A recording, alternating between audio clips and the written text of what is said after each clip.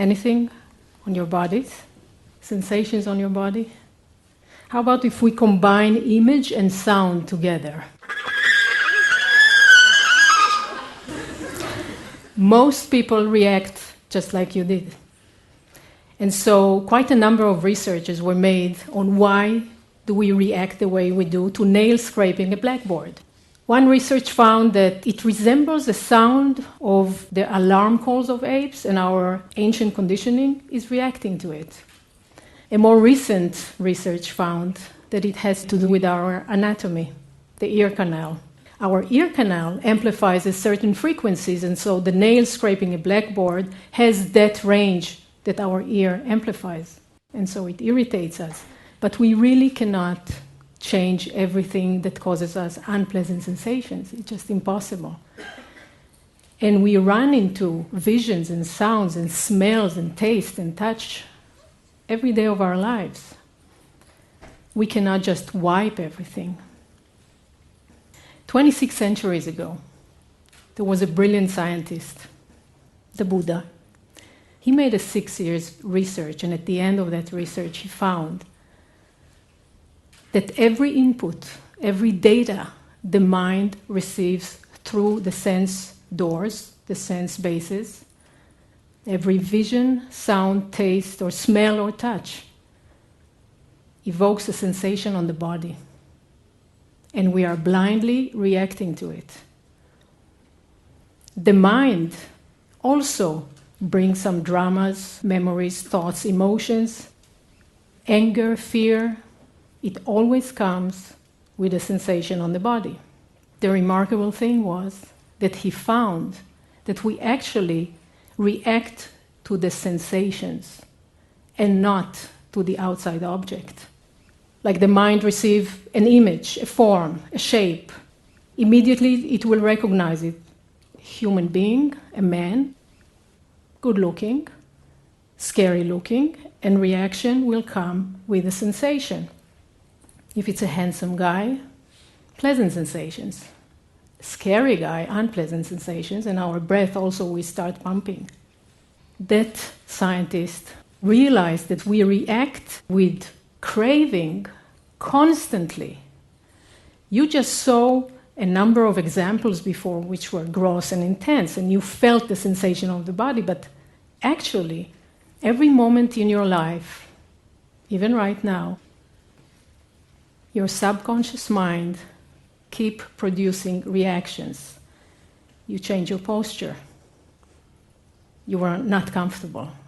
You changed it to a more comfortable position because you don't like the unpleasant sensations, right?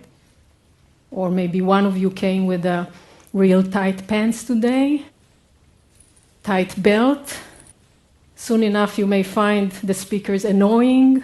You really would want to get out of here, but it's because you didn't come with your pajamas or anything loose that would make you enjoy today.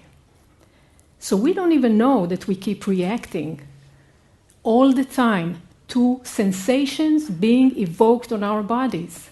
The Buddha gave a mental practice to come out of the blind reactions, and it is called vipassana.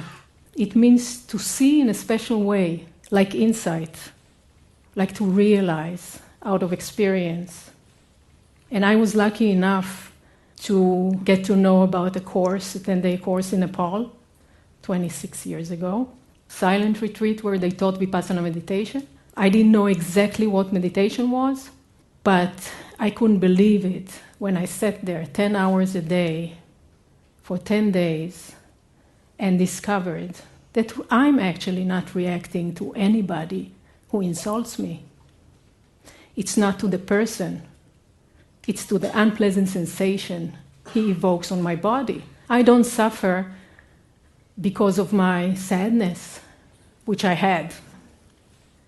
It's the sensations that came along with that emotion.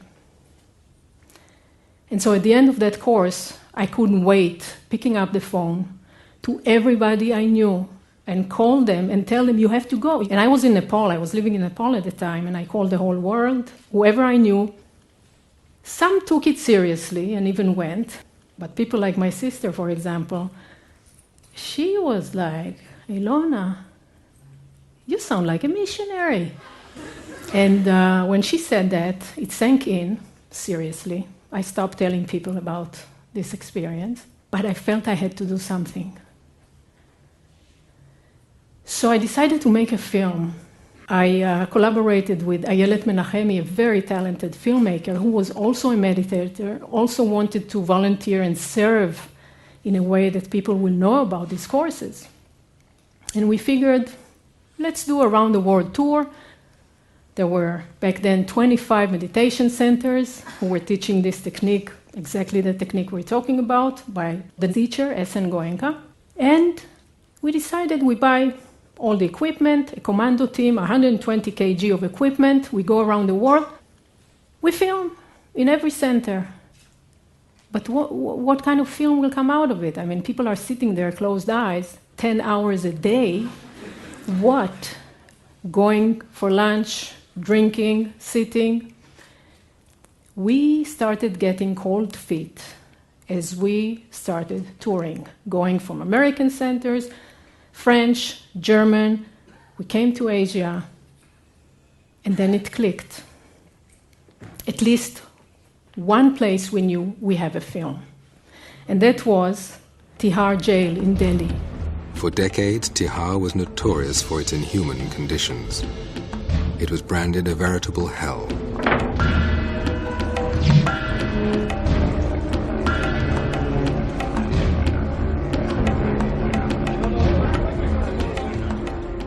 A horrible place, but a change came to that prison with a program of Vipassana. They decided to turn one of the wards into a Vipassana center because they wanted most of the prisoners there to go through this program. And why? Because they were fighting with recidivism. Criminals being released, committing crimes again, coming back to jail, about 70% recidivism. The Vipassana program brought it down finally. So they really wanted it. Now a glimpse of what it looked like is here. On the fourth day of the course, Vipassana is taught. Students learn how to observe objectively all the sensations in their bodies, whatever they may be, without reacting to them. They watch emotions come and go. They watch pain come and go. They watch pleasure come and go. And they realize, not intellectually, but through their own experience, that nothing is permanent. Hatred, passion, greed are not abstract anymore. By watching the physical sensations accompanying these emotions, and by understanding their impermanent nature, one can actually start changing the habit of blind reaction. Between the two poles of expression and suppression lies a third option, mere observation. The film was successful. It showed in many television stations, but then it landed in the hands of Dr. Ron Kavanagh, and he's working with Donaldson Prison. When you introduce Vipassana, then you're talking about this meditation technique that starts where cognitive behavioral therapies leave off. In Donaldson, which is a high-security prison, most of the inmates will never go out. Most are either on death row, or life without parole, or lifers. These prisoners live inside a dangerous social world. Overcrowding, deprivation, and hopelessness drive men towards extreme aggression and despair. In this environment, self-reflection and change are difficult, if not impossible. In January 2002, the prison undertook a radical experiment. It allowed a 10-day meditation retreat based on ancient Buddhist teachings to be held inside this modern-day maximum security prison. The gymnasium had been transformed from a place where people yelled and hollered. There have been a lot of fights in there. There have been people that have been assaulted in that area. And it had been transformed into an area where you took off your shoes and walked to a mat to sit to meditate. These people are locked in for life from a very young age. Some of them were so angry for years. The first time that they had some relief was when they were taught how to sit down these 10 hours a day for 10 days and observe the sensations coming up with their anger that usually caused an immediate reaction. There was a 20% reduction in disciplinary action, and so they decided in Donaldson to bring Vipassana in periodically, at least 4 times a year, so that many more prisoners will be able to go through this program. I've always been angry. I took anger management, stress management, but anger management is showing me how to conceal that anger. And stress, it teaches you basically about the same. When I went to Vipassana, I sat on that cushion for 10 days, that showed me how to let it come up and deal with it. Don't suppress it. Bring it out and deal with it. I've done that. One makes a mistake. I made a mistake, and everyone can change. I can say I didn't change.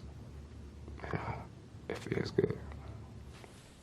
So, if it wasn't for Vipassana, I wouldn't be able to stand here and talk to you, because I was a very shy child and adult, painfully shy, stressfully shy, that I never dared talking in front of people. And I used to get sick with fever, high fever, every time I needed to go in school and face the students, which were my friends. I just couldn't do it. It's not that it's not stressful now, it is, but I'm coping. So I just wanted to let you know about this opportunity to bring a change to yourselves.